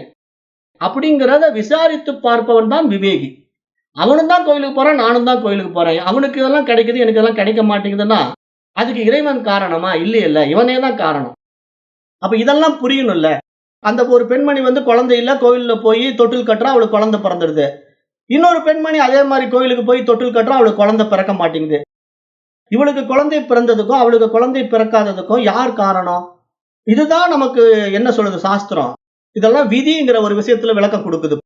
புரிதல் அற்றவர்களுக்காக புரிய வைக்கும் போது, இது உனக்கு நிர்ணயிக்கப்பட்டது. சட்டியில இருந்தா தான் அகப்பையில வரும். உன்னுடைய கணக்குல இல்ல. அப்போ அது வராது. நீ தலைகீழா நின்னாலும் உனக்கு ஒட்டுற மண்ணு தான் ஒட்டும். உடம்பு பூரா எண்ணெயை தடவிட்டு மண்ணுல உருண்டு பிறண்டாலும் எல்லா பக்கமும் மண்ணு ஏன் ஒட்ட மாட்டேங்குது? எல்லா பக்கம் தான் எண்ணெய் தடவி இருக்கிறோம். அப்பவும் ஒட்டுற மண்ணு தான் ஒட்டும். அது மாதிரி நமக்கு என்ன வருமோ வரும், என்ன போகுமோ போகும்.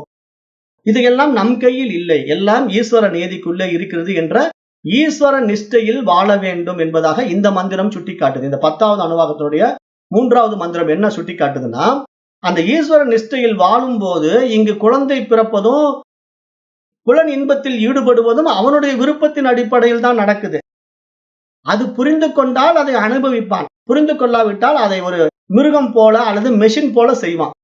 மனிதனுடைய வாழ்க்கை எப்படின்னா, உணவு உண்பது வந்து நீங்க இறைவன் தான் உண்கின்றான் என்று நீங்க அதை புரிஞ்சுக்கிட்டு உணவு உண்டீங்கன்னா அதுல ஒரு தெய்வீக தன்மை இருக்கும். அப்ப அந்த உணவை நீங்க ரசிச்சு ருசிச்சு அந்த அறுசுவைகளையும் அனுபவமாக்க முடியும். ஆனா நீங்க பரபரப்பான வேலைகள் இருந்துகிட்டு லபக்கு லபக்குன்னு அள்ளி போட்டீங்கன்னா, அப்ப அந்த உணவனுடைய சுவாரஸ்யம், அந்த சுவை புரிந்து கொள்ள முடியாத அளவுக்கு உங்களுடைய மனோபாவம் மதிகட்டு இருக்கிறதுங்கிறதுக்கு யார் பொறுப்பாக முடியும்? நாம தான் பொறுப்பு. அதை இங்க சாஸ்திரம் எப்படி சுட்டி காட்டுதுன்னா, இங்க எல்லா அனுபவம் இறை அனுபவம். அதை அனுபவிக்க உனக்கு தெரியலன்னு சொல்லுது. இங்க சாஸ்திரம் சொல்ல வர்ற விஷயம் இதுதான். இறைவனை எங்கேயோ போய் நீ அனுபவமாக்க வேண்டாம்ப்பா. 7 கடல் 7 மலையெல்லாம் தாண்டி அனுபவமாக்க வேண்டாம். உனக்கு அன்றாட நடைமுறையில் கொடுக்கப்பட்ட ஒவ்வொரு விஷயம் இறை விஷயம் தான், இறை அனுபவம் தான். ஆனா அதை நீ அனுபவம் ஆக்குவதில் உன்னுடைய மனோபாவத்தை சார்ந்து இருக்கிறது என்று இங்க நமக்கு விளக்கம் கொடுக்குது. அப்ப இங்க உலகத்துல வந்து நல்லதும் இல்ல, கெட்டதும் இல்ல. நெருப்பை பொறுத்த வரைக்கும் தன்னளவில் அது நல்லதோ கெட்டதோ கிடையாது. ஆனா அதே நெருப்பு குளிர்காலத்துல குளிர் காய்பவனுக்கு இதமாக இருக்குது. ஆனா அதே நெருப்பை வந்து விரல்ல சுட்டுக் கொண்டவனுக்கு துயரத்தையும் கொடுக்குது. அப்போ விரல்ல சுட்டுக் கொண்டவனுக்கு துயரத்தையும் கொடுக்குது. ஊட்டி போன்ற மலை பிரதேசங்கள்ல குளிர் காய்கிறவனுக்கு வந்து அந்த குளுமையை போக்குகின்ற ஒரு இதமாகவும் இருக்குது. அப்ப இங்க பயன்படுத்துபவனுடைய கையிலேயே அந்த நெருப்பு கொடுக்கப்பட்டிருக்கிறதே தவிர, நெருப்பில் நல்லதும் இல்லை, கெட்டதும் இல்லை. இது புரியுதா? அப்ப இது புரிந்து கொண்டா, இங்க இறைவனுடைய படைப்பில நல்லதும் இல்லை, கெட்டதும் இல்ல. அத நல்லதாக பார்ப்பதும், கெட்டதாக பார்ப்பதும் நம்முடைய மனோபாவத்தில் இருக்கிறது என்றுதான் இங்க மகான்கள் சொல்ல வருகிறார்கள் என்பதை நாம் மிக ஆழமாக புரிந்து கொள்ள வேண்டும். ஏன்னா இதுதான் மனதின் உயர் பரிமாண அனுபவம். மனதினுடைய புரிதல். அப்ப இந்த புரிதல் நமக்கு மேலோங்கும் போதுதான் நாம நம்ம வாழ்க்கையை சுவாரஸ்யமாக வாழ முடியும் என்பதாக பார்க்கப்படுகிறது. அப்ப இந்த மந்திரத்துல சொல்ல வருகின்ற விஷயம் என்ன அப்படின்னா, இந்த மின்னல், மிருகங்கள், நட்சத்திரங்கள், பிறப்புறுப்பு போன்ற அனைத்தும் நன்மை, தீமை ஆகிய இரண்டுகளையும் விளைவிக்கக்கூடியவர்களாக இருந்தாலும், அவற்றில் நாம் நல்லவற்றை எடுத்துக்கொண்டு எப்படி யதார்த்தமாக பார்க்கிறோமோ, அது மாதிரி அவைகள் மூலமாக வருகின்ற தீமைகளையும் நாம் யதார்த்தமாகத்தான் பார்க்க வேண்டும். ஆகவே ஏதும் அளவோடு வைத்துக் கொள்ள வேண்டும். அளவுக்கு மிஞ்சினால் அமிர்தமும் நஞ்சு என்பது போல, இங்கு எல்லாம் நடுநிலையாக கையாள கற்றுக்கொள்ள வேண்டும். ஒரு விஷயம் பிடிச்சு போச்சு அப்படின்னா அதுலயே ஓவரா போயிடக்கூடாது. ஆகவே எல்லாவற்றையும் சரியாக கையாள வேண்டும் என்று மகான்கள் சொல்ல வருகிறார்கள். அப்ப இதெல்லாம் வந்து இறைவனுடைய மகிமை வெளிப்படும் விதமாக நாம் வாழ வேண்டும், வாழ்ந்து பார்க்க வேண்டும் என்று முன்னோர்கள் நமக்கு சுட்டிக்காட்டுவதாக இந்த மந்திரம் சொல்லுது. அப்புறம் பிரம்மனை வந்து மலையில் திருப்தியாகவும், மின்னலில் சக்தியாகவும், செல்வத்தில் புகழாகவும், நட்சத்திரங்களிலே ஒளி வடிவாகவும் இருக்கின்றதாக இந்த மந்திரம் சுட்டிக்காட்டுது. ஆகாசத்தில் பிரம்மத்தை அனைத்துமாக இருக்கின்றதாகவும் தியானிக்க வேண்டும் என்பதாக இங்க சொல்ல வருது. அப்ப நாம் எதை எப்படி உபாசிக்கின்றோமோ அது சம்பந்தமான பலனை நாம் அடைவோம். அது மாதிரி தான் நாம் யாரோடு உறவு வைத்துக் கொண்டிருக்கிறோமோ அத்தகைய வாழ்க்கையை நாம் வாழ்வோம். அப்ப நாம் இந்த பாடத்திட்டத்திலிருந்து என்ன புரிஞ்சுக்க வேண்டியிருக்கு? நம்முடைய சேர்க்கை. இப்போ உன் நண்பனை காட்டு, உன்னை பற்றி நான் சொல்கிறேன் அப்படின்னு சொல்லுவாங்க. ஒரு பழமொழி எல்லாம் இருக்கு இல்லையா? உன் நண்பனை காட்டு, நான் உன்னை பற்றி சொல்கிறேன்பாங்க. அப்போ வந்து நண்பனை பார்த்த உடனே அந்த நண்பன் வந்து குடிகாரனா, தம் அடிக்கிட்டு, சீட்டாடிக்கிட்டு, ரவுடித்தனம் பண்ணிட்டு இருக்கான்னு வைங்க. அப்ப அந்த நண்பனை பார்த்த உடனே நம்ம இவனை பத்தி என்ன சொல்லலாம்? இவனும் கண்டிப்பா அப்படித்தான் இருப்பான். ஏன்னா இவனுக்கு நண்பன் அப்படித்தான் இருக்கிறான். குடிகாரனா தண்ணி போட்டுக்கிட்டு, தம் அடிச்சுக்கிட்டு, சீட்டாடிக்கிட்டு, பொம்பளை பொறுக்கிக்கிட்டு எல்லா அயோக்கியத்தனம் பண்ணிட்டு இருக்கிற ஒரு நண்பனை இவன் தான் என்னுடைய நண்பன் ஒருத்தன் காட்டுறான்னா, இவனை நம்ம உடனே ஐடென்டிஃபை பண்ணலாம். ஓகே, இவனுடைய கேரக்டர் இப்படிதான் இருக்கும். ஏன்னா அதனால தான் அவனோட அவன் ஜாயின் ஆயிருக்கான் அப்படின்னு நம்ம புரிஞ்சுக்கிறோம். அப்ப இது எப்படி நமக்கு நடைமுறையில எளிதா புரியுதோ அது மாதிரி சேர்க்கை. நல்லவர்களுடைய சேர்க்கை வந்து நல்லதை கொடுக்கும், கெட்டவர்களுடைய சேர்க்கை நமக்கு கெட்டதை கொடுக்கும். அப்ப நம்ம எதோடு சேருகிறோம் அப்படிங்கிறது நம்முடைய மனப்பான்மையின் அடிப்படையில் இருக்கிறதுனால, இப்ப நாம இந்த உலகத்துல வாழும்போது நம்ம கூடுமான வரைக்கும் நல்ல விஷயங்களை பார்க்க வேண்டும். நம்ம அதை செய்யறது இல்ல. நாம என்ன பண்றோம்? உலகத்துல எதென்ன கெட்டது இருக்கோ அதெல்லாம் போய் பார்த்துக்கிட்டு இருக்கிறோம். அதனால அது கெட்டது, இது கெட்டது, இவன் அயோக்கியம், அவன் ரவுடி, இவன் மோசம், இவன் மொல்ல மாறி அப்படின்னு நம்ம எதையோ மற்றவர்களை பத்தி குறை சொல்லிக் கொண்டிருக்கிறோம். நம்மை பற்றி நாம் கவலைப்படுவதில்லை. காரணம் என்ன? இந்த குறைகளை பார்த்து கொண்டிருக்கின்ற நாமே அந்த அளவுக்கு கீழ்நிலையில் இருந்ததா அதெல்லாம் பார்த்துக்கிட்டு இருக்கிறோங்கிறது தெரிஞ்சாத்தானே அதை விட்டு நம்ம தூரம் போக முடியும். ஆக நம்முடைய தவறை நாம் உணர வேண்டும் என்றால் தவறான விஷயங்களை பார்க்க கூடாது. முதல்ல இந்த உலகத்துல எவ்வளவு நல்ல விஷயங்கள் இருக்கு. இந்த உலகத்துல கெட்ட விஷயங்கள் மட்டுமா இருக்கு?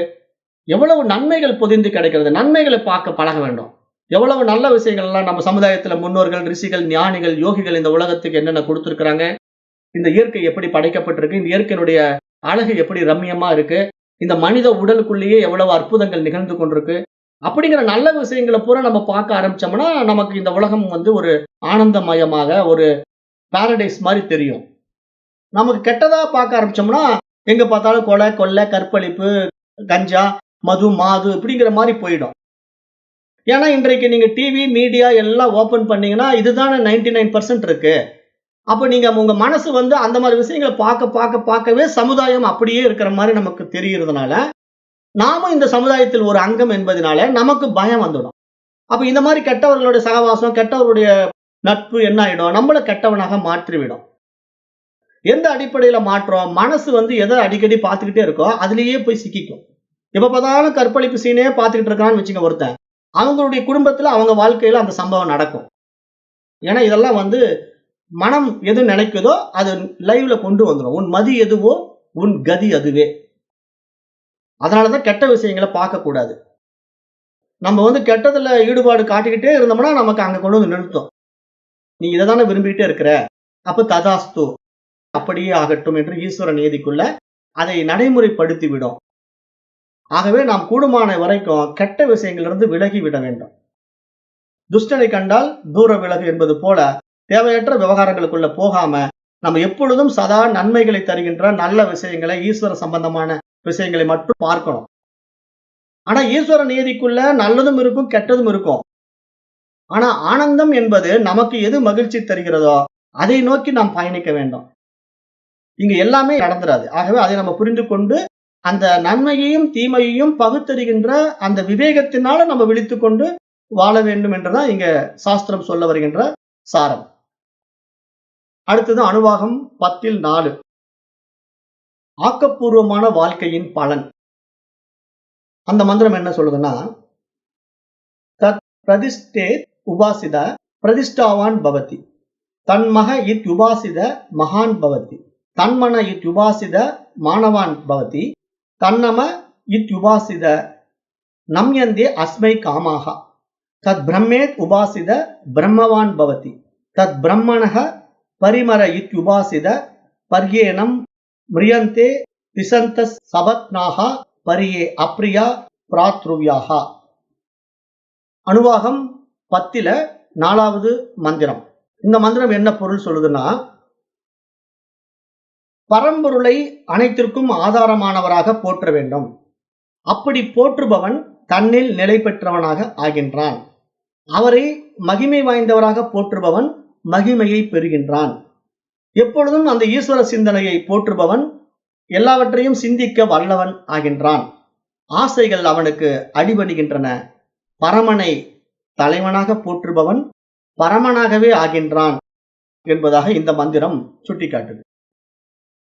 அப்ப இந்த மந்திரத்துல நம்ம இறைவனை எப்படி பார்க்கணும், இறைவனுடைய படைப்பின் அம்சங்கள் என்ன இருக்கு, அதாவது படைத்தல், காத்தல், அழித்தல் என்ற முத்தொழிலை புரிகின்ற ஈஸ்வர நீதிக்குள்ள இறைவன் இருந்தாலும் அந்த நீதி எல்லாம் ஈஸ்வரனுடைய மனோவியாபகத்துக்குள்ள நடந்துகிட்டு இருக்கு. இது எதுவும் உண்மை இல்லை அப்படிங்கிற புரிதல் நமக்குள்ள ஆழமா புரிய வந்துட்டா, இங்க நம்ம விருப்பு வெறுப்பு, இங்க நண்பன் பகைவன் அப்படிங்கிற இருமைகளை கடந்துடுவோம்.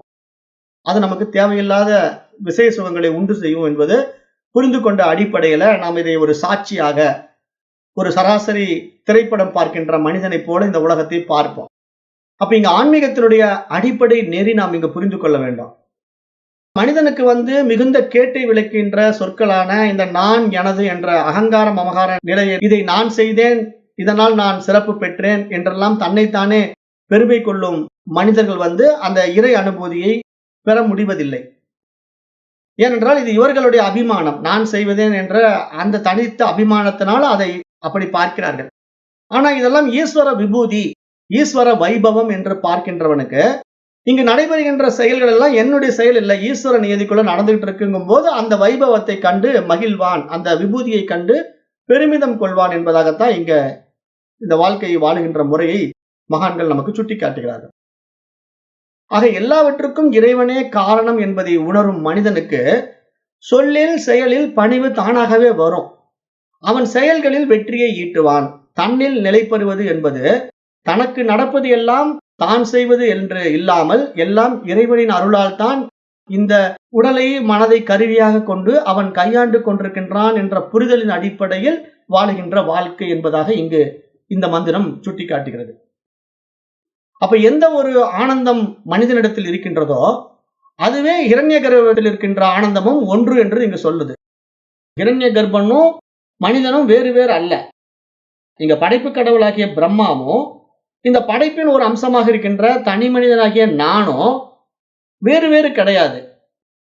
ஆனால் நான் என்னை தெரிந்து கொள்ளாமல், புரிந்து கொள்ளாததனால நான் என்னை தனித்துவப்படுத்திக் கொண்டு நான் வேறு, இறைவன் வேறு, நான் வேறு, ஈஸ்வரன் வேறு என்பதாக பார்த்து கொண்டிருக்கிறேன்.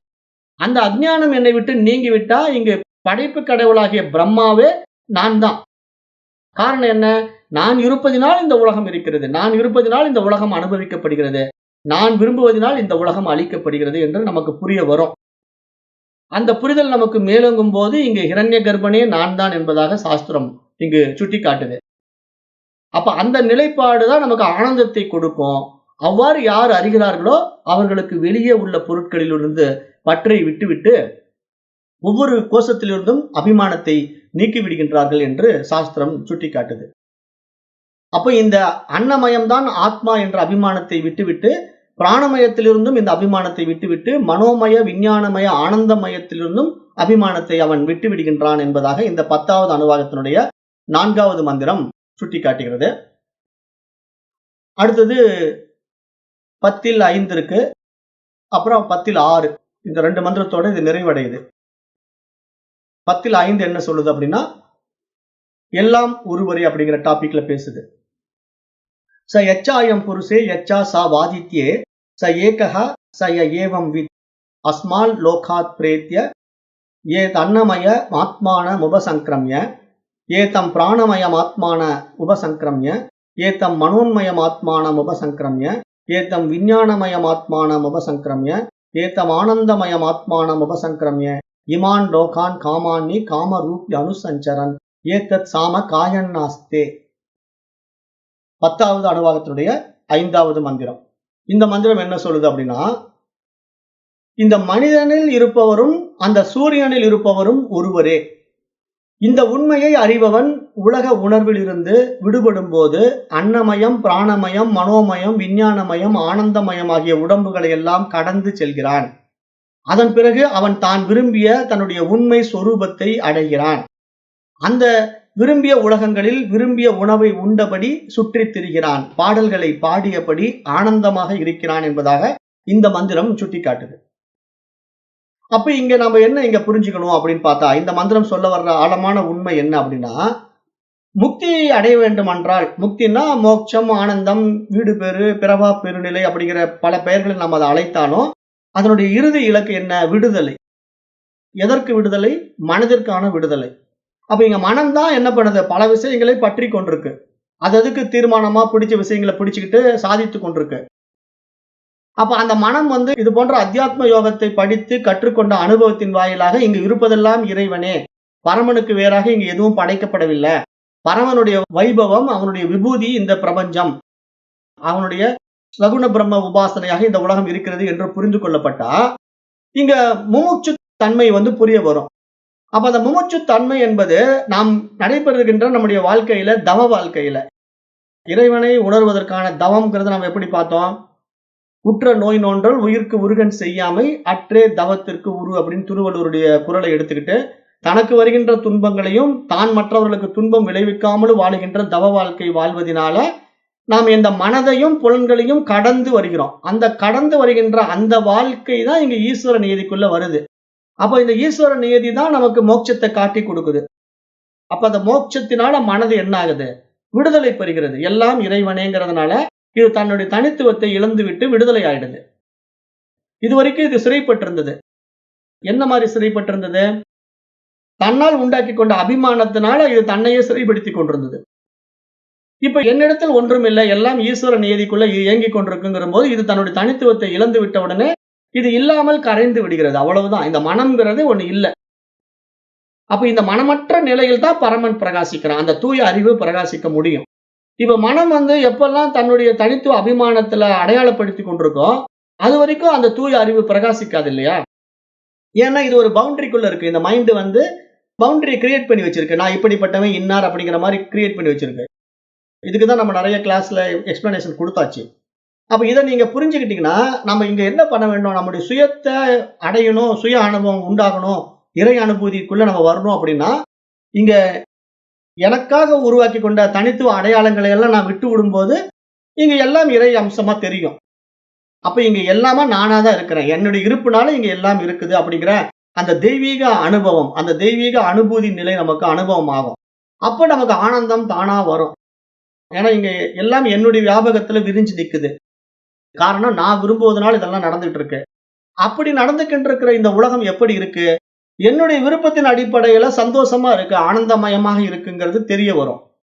அப்பதான் ஆனந்தமயமான இந்த உலக அனுபவம் ஆகும். அப்பதான் இந்த உலகத்துல ஆடி பாடி ஆனந்தமாக நம்ம வாழ முடியும் அப்படிங்கறத சாஸ்திரம் சொல்லுது. இப்ப இது மாதிரி ஆனந்தமயமான வாழ்க்கையை வாழ்ந்த ரிஷிகளும் மகான்களும் நம்ம நிறைய வரலாற்றுல பாக்குறோம். இப்போ பிரபுபதா கூட கிருஷ்ண பக்தி இயக்கத்துல நிறைய விஷயங்களை சொல்லுவதற்கு முன்னாடி அவருடைய குரு பாத்தீங்கன்னா அப்படியே ஆனந்தமா ஆடிக்கொண்டே இருப்பார். அப்ப அந்த மாதிரி தான் மகான்கள் எல்லாம் வாழ்ந்தார்கள், ஆனந்த வாழ்க்கை வாழ்ந்தார்கள். அப்படிதான் ராமகிருஷ்ண பரமஹம்சரும் இந்த நிலைப்பாட்டை புரிந்து கொண்ட பிறகு தன்னுடைய தனித்துவ அடையாளங்களை இழந்து விட்ட பிறகு எல்லாம் ஈஸ்வர நியதிக்குள்ள அந்த ஆனந்தம் தானாகவே அவர்களுக்குள்ள பெருக ஆரம்பித்து விட்டது. அப்போதான் அந்த இயல்பு தன்மை, அந்த ஈஸ்வர நியதி, அந்த இறை அனுபூதி, அந்த சொரூபம், நம்முடைய பரமஸ்வரூபம் நமக்கு அனுபவமாகும் என்பதாக மகான்கள் சுட்டி காட்டுவதுதான் இந்த மந்திரம். அப்ப இங்க நம்ம என்ன புரிஞ்சுக்கணும்? இறைவன் ஒருவன் தான் இருக்கிறான். அவனே சூரியனாகவும் வெளியாகவும் நட்சத்திரமாகவும் சந்திரனாகவும் எல்லாமாகவும் இருக்கிறான். அப்புறம் படைப்பில மிருகங்களாகவும் மனிதனாகவும் மனிதனில் உள்ள ஆத்மாவாகவும் அப்புறம் மனிதனுக்கு உணவாகவும் மனிதனில் பிராணனாகவும் மனமாகவும் புத்தியாகவும் ஆனந்தமாகவும் இந்த பெரும் பிரபஞ்சமாகவும் அந்த இறைவனே இருக்கின்றான் என்று இந்த மந்திரம் சொல்லுது. அப்போ எல்லாமாக இறைவனே இருக்கின்றான் என்று நாம் நம்மை உணர்ந்து கொள்ளுகின்ற இந்த நிலைப்பாடுதான் இங்க இறை அனுபூதி என்று சொல்லுது. அப்ப இறை அனுபூதி அப்படிங்கிறது இறைவனை எங்கேயோ போய் அனுபவமாக்குறது இல்ல. நம்ம வாழுகின்ற வாழ்க்கையில அன்றாட நடக்கின்ற நிகழ்வுகளை, அந்த நமக்கு வருகின்ற நல்லதாக இருந்தாலும் சரி கெட்டதாக இருந்தாலும் சரி, அதை நம்ம எப்படி பார்க்கணும்? ஈஸ்வர பிரசாதமா பார்க்கணும். ஏன்னா இங்க இது நமக்கு கொடுக்கப்பட்டிருக்கிற நீதிக்குள்ள வருது. அது நடக்கட்டுமே, இதனால எனக்கு ஒண்ணும் இல்லை, இது நல்லதோ கெட்டதோ அது அவன் விரும்புறான், ஏன்னா இந்த வாழ்க்கையை அவன் வாழுகின்றான், ஆகவே அவனுடைய விருப்பப்படி அது நடக்கட்டும் என்ற புரிதல் தான் இங்கு ஞானம். அப்போ அந்த நிலைக்கு நம்ம வந்த உடனே நமக்கு என்ன நடக்கும்னா, இப்ப எனக்கு ஒரு நல்லது வந்த உடனே நான் தலகால் புரியாம ஆடுறதும் செய்ய மாட்டேன். எனக்கு ஒரு கெட்டது நடந்து துயரம் வருது, அப்பவும் நான் துவண்டு போக மாட்டேன். நான் என்ன பண்ணுவேன்? ரெண்டையும் சமமா பார்க்கக்கூடிய மனோபாவத்துல இருப்பேன். இதுதான் ஞானம். அப்ப எனக்கு நல்லது வந்தா ஆடுறதும் கெட்டது வந்தா துவண்டு போறதும் இல்லாம, எனக்கு வருகின்ற நன்மை தீமைகளையும் நான் சராசரியாக பார்க்கின்ற சமநிலை பாவனையில் வாழுகின்ற மனப்பக்குவம் எனக்கு என்ன காட்டி கொடுக்குது? எல்லாமே ஈஸ்வரன் என்பதை காட்டி கொடுக்கறதுனால எனக்கு இறைவன் அனுபவமாகி கொண்டிருக்கிறான். நல்லதுலயும் எனக்கு அனுபவமாகி கொண்டிருக்கிறான், கெட்டதுலயும் எனக்கு அனுபவமாகி கொண்டிருக்கிறான். அப்ப எனக்கு வர வேண்டிய நல்லதும் கெட்டதும் அவன் விரும்புவதனால எந்த உடலுக்கு மனதுக்கு நடந்து கொண்டிருக்கு. ஆகவே இது அவன் நிமித்தம் நடப்பதனால இதை நான் மனப்பூர்வமாக ஏற்றுக்கொள்கின்றேன் என்று நான் என்னுடைய தனித்துவத்தை இழக்கின்ற நிலையில் தான் அந்த இறை அனுபூதி எனக்கு நிகழும் என்று இங்கு சாஸ்திரம் சொல்லிக் கொடுக்குது. அப்ப இதைத்தான் நம்ம நடைமுறைப்படுத்தணும். நம்ம நடைமுறைப்படுத்த வேண்டியது என்னன்னா, இந்த ஞானத்துக்குள்ள நம்ம தெளிவாயிட்ட பிறகு இங்கு நானுங்கிற ஈகோவை விட்டுறணும். இங்க நானுங்கிற தனித்துவம் ஒண்ணு கிடையவே கிடையாது. ஈஸ்வரன் மட்டும்தான், இறைவன் மட்டும்தான் இருக்கிறான். அவன் தான் நான் என்று அபிமானிப்பான். அவனுடைய அபிமானத்துல இங்க எல்லாம் இருக்கு. அவனுடைய லீலா வினோதம் இந்த பிரபஞ்சம். இந்த பிரபஞ்சத்தில் நான் ஒரு அங்கம். ஆகவே என்னை வைத்து அவன் என்ன விரும்புகிறானோ அதை செய்து கொண்டிருக்கிறான்.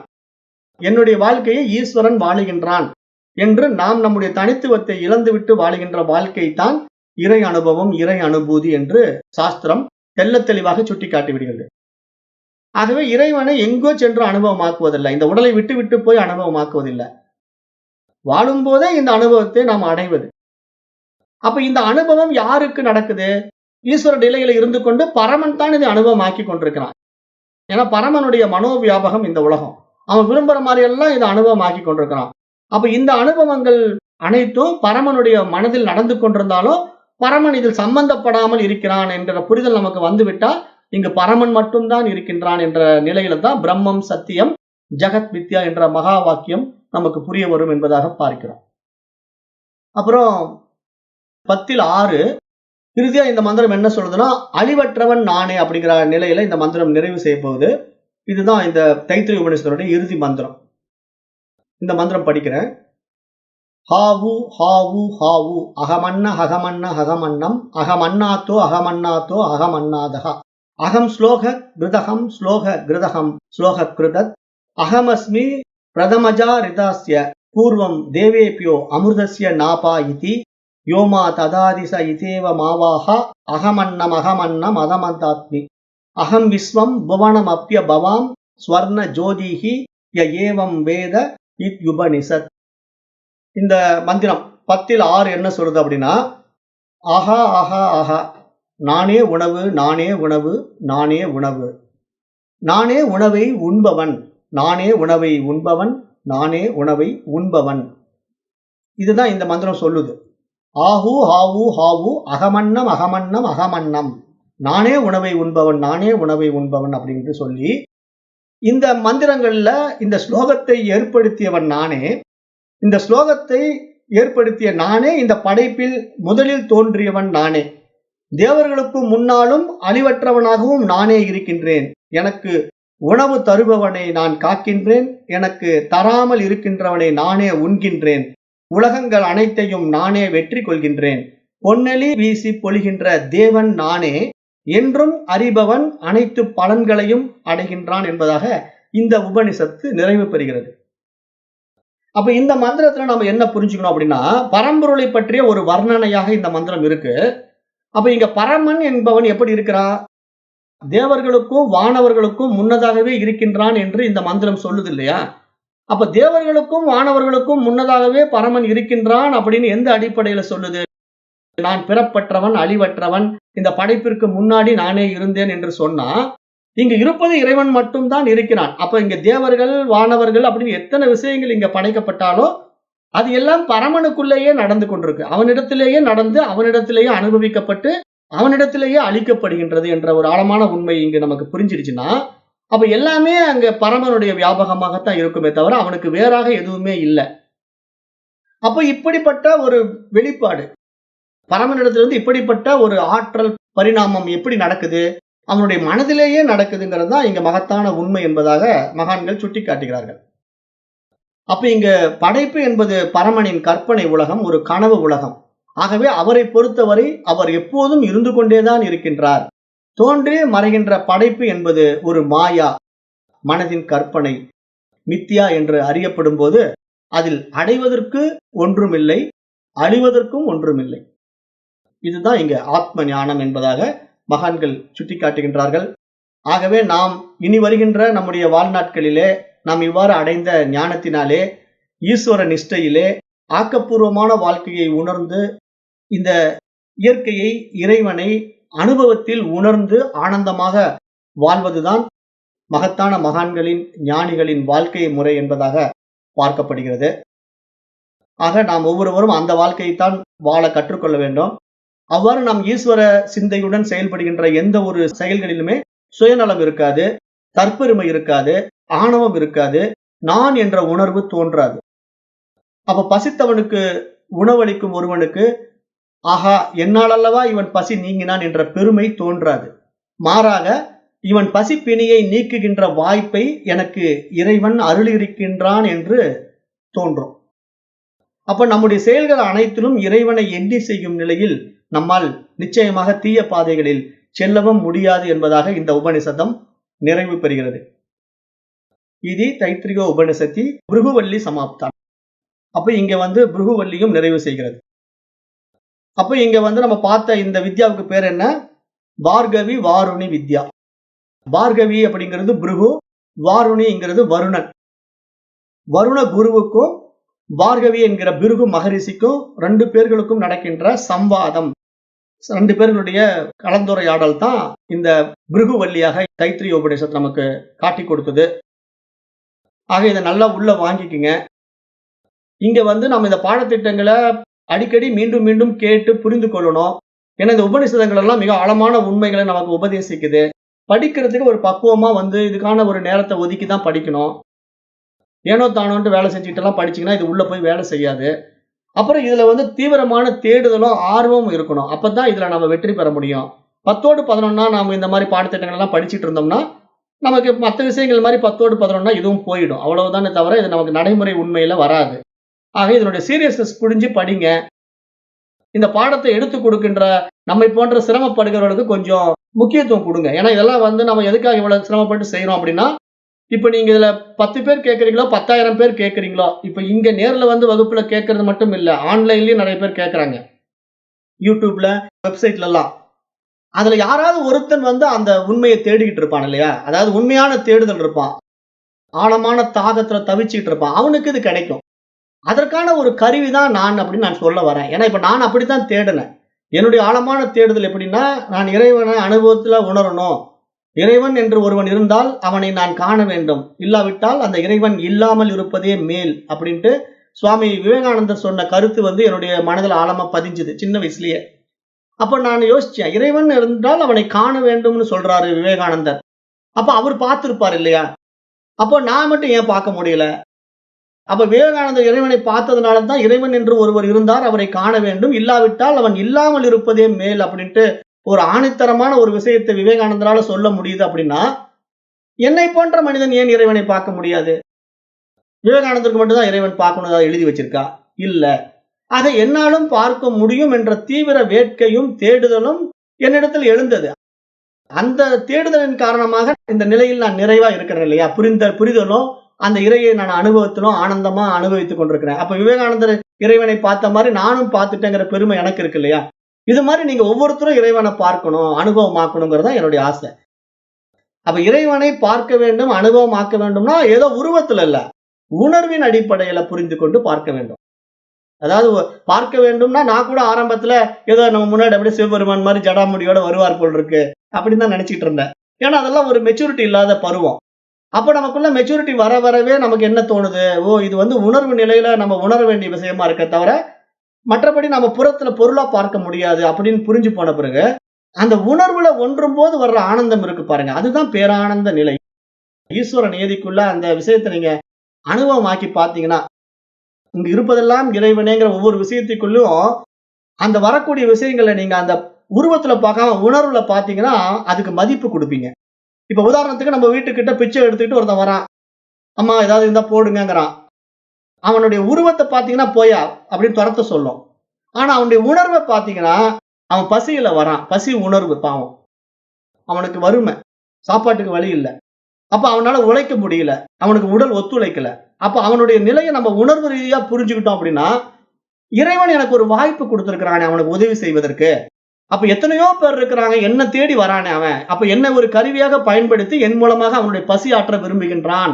அப்படிங்கிற புரிதல் வந்த உடனே நம்ம என்ன பண்ணுவோம்? வீட்டுல ஓடி போய் நமக்கு வச்சிருந்த சாப்பாட எடுத்துட்டு வந்து அந்த பிச்சைக்காரனுக்கு போடுவோம் பாத்தீங்களா? இங்கதான் இறைத்தன்மை இருக்கு. இங்கதான் இறைவன் தெரியும். இறைவன் எப்படி தெரியறான்? பிச்சைக்காரன் வடிவத்துல தெரிவான். இல்லன்னா நீங்க இறைவனை எங்கேயாவது அப்படியே ஜடாமுடியோட உடம்பு பூரா தங்க ஆபரணங்கள் போட்டுக்கிட்டு வருவாருன்னா, பல கோடி ஜென்மங்கள் எடுத்தாலும் பார்க்க முடியாது.